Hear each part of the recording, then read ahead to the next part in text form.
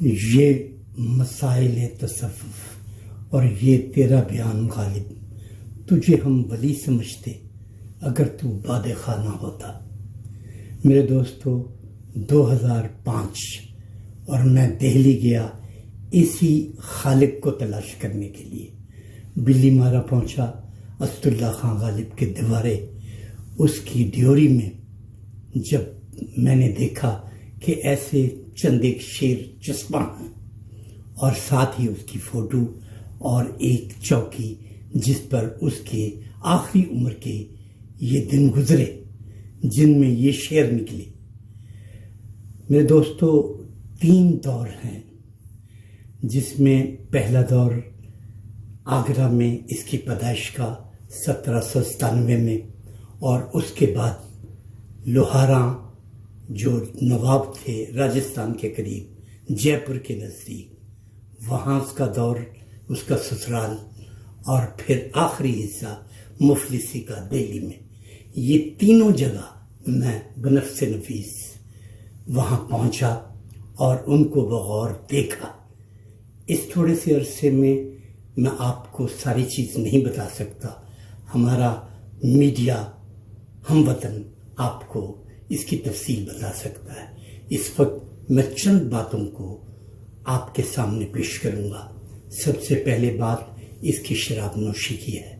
ہوا یہ کہ 1857 کا غدر، اس کا چشم دیدہ یہ گواہ، اور کرنل برون ایسٹ انڈین کمپنی کے، انہوں نے انہیں کال کیا اور پوچھا، خوجا تم مسلمان ہے یا کافر ہے؟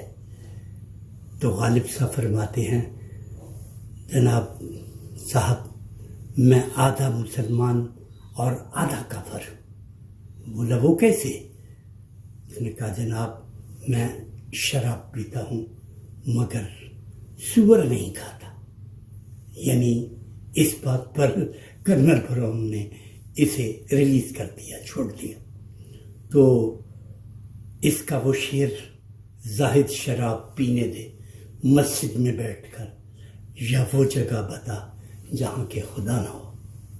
تو میرے دوستو، اگلا جو درجہ آتا ہے وہ اس کی حاضر جوابی اور خوش مزاجی سے ہے۔